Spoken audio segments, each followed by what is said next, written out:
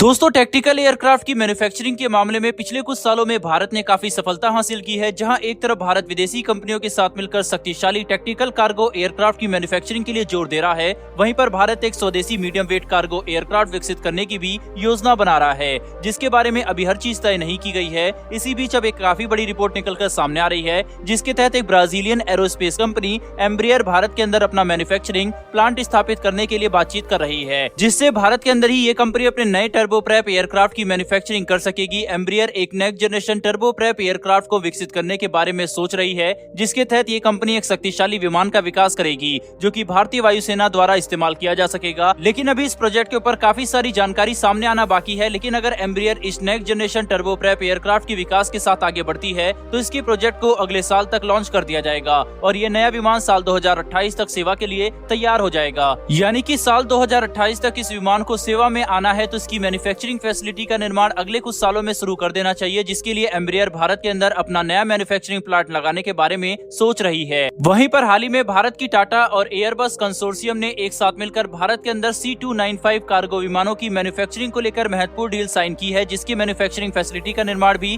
शुरू कर दिया गया है और बहुत जल्दी भारत के अंदर इस विमान की लोकल असेंबली शुरू कर दी जाएगी। भारत ने ऐसे लगभग 56 विमान खरीदे हैं, जिनका इस्तेमाल भारतीय वायुसेना काफी बड़े स्तर पर करेगी और आगे जाकर हमारी जरूरतों को देखते हुए भारत काफी बड़ी संख्या में इस विमान के ऑर्डर दे सकता है। जिस तरह से C295 विमानों की मैन्युफैक्चरिंग भारत के अंदर शुरू की गई है, इससे भारत के अंदर एयरक्राफ्ट मैन्युफैक्चरिंग के इकोसिस्टम को काफी बड़ा बूस्ट मिला है और अगले कुछ सालों में हम लोग ये चीज महसूस करेंगे कि भारत के अंदर एयरक्राफ्ट मैन्युफैक्चरिंग और एविएशन से संबंधित एक्टिविटी काफी तेजी से बढ़ जाएगी। वहीं ऐसे में अगर ब्राजीलियन कंपनी भारत के अंदर अपने मैन्युफैक्चरिंग प्लांट को स्थापित करता है और एक नए टर्बोप्रैप एयरक्राफ्ट की डेवलपमेंट के साथ आगे बढ़ता है, तो भारत भी इसमें रुचि ले सकता है और यही वजह है कि ब्राजीलियन कंपनी भारत के साथ काम करने के लिए काफी उत्सुक नजर आ रही है। साथ ही इस बात से भी कोई इंकार नहीं कर सकता कि भविष्य में भारत को सैकड़ों की संख्या में मीडियम कैटेगरी के मिलिट्री ट्रांसपोर्ट विमानों की जरूरत होगी, क्योंकि भारतीय सेना विश्व की सबसे बड़ी सेना में शामिल है। वहीं हमारी लॉजिस्टिकल जरूरत भी काफी ज्यादा है। ऐसे में इन्हें सही तरह से पूरा करने के लिए भारत के पास काफी बड़ी संख्या में ट्रांसपोर्ट विमान होने चाहिए, जिसके लिए आगे जाकर हमें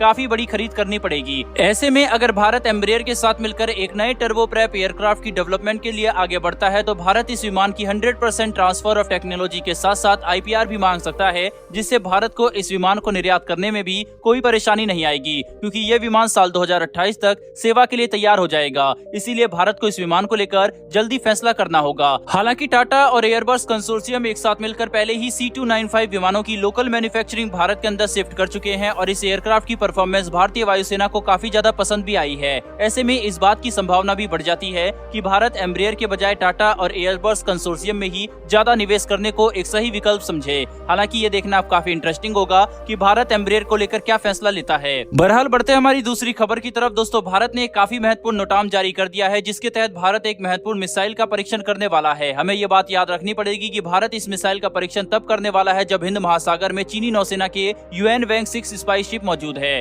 दरअसल भारत ने जो नोटाम जारी किया है, ये 16 से लेकर 18 नवंबर के लिए है। इसके तहत भारत जिस मिसाइल का परीक्षण करने वाला है, उसकी मारक क्षमता लगभग 300 किलोमीटर की है, क्योंकि नोटाम के तहत लगभग 315 किलोमीटर के इलाके में चेतावनी जारी की गई है। वहीं अभी ये बता पाना तो संभव नहीं है कि भारत इसके तहत किस मिसाइल का परीक्षण करेगा, लेकिन अगर अंदाजा लगाया जाए तो इसकी मारक क्षमता और दूसरे पैमानों को ध्यान में रखते हुए ये बात कही जा सकती है कि इस नए नोटाम के तहत भारत अपनी एयर लॉन्च ब्रह्मोस मिसाइल का परीक्षण कर सकता है, जो कि अपने ट्रायल्स के आखिरी दौर पर पहुंच चुके हैं। भारत ने इस साल सबसे ज्यादा मिसाइलों के परीक्षण किए हैं, जो कि इस बात को दर्शाता है कि भारत अपनी मिसाइल क्षमता को विकसित करने के लिए काफी तेजी से काम कर रहा है। वहीं इसके साथ ही जिस तरह से चीनी नौसेना के जासूसी जहाज हिंद महासागर में लगातार ट्रैकिंग करने के लिए आ रहे हैं, भारत द्वारा ब्रह्मोस जैसी शक्तिशाली मिसाइल का परीक्षण करना चीन को एक चेतावनी भी मानी जा सकती है। बहरहाल दोस्तों इस वीडियो में इतना ही। डिफेंस और वर्ल्ड अफेयर से जुड़ी ऐसी डेली वीडियो के लिए चैनल को सब्सक्राइब कर बेल नोटिफिकेशन अवश्य दबा लें। फिर मिलेंगे ऐसी एक नई वीडियो के साथ। धन्यवाद। जय हिंद।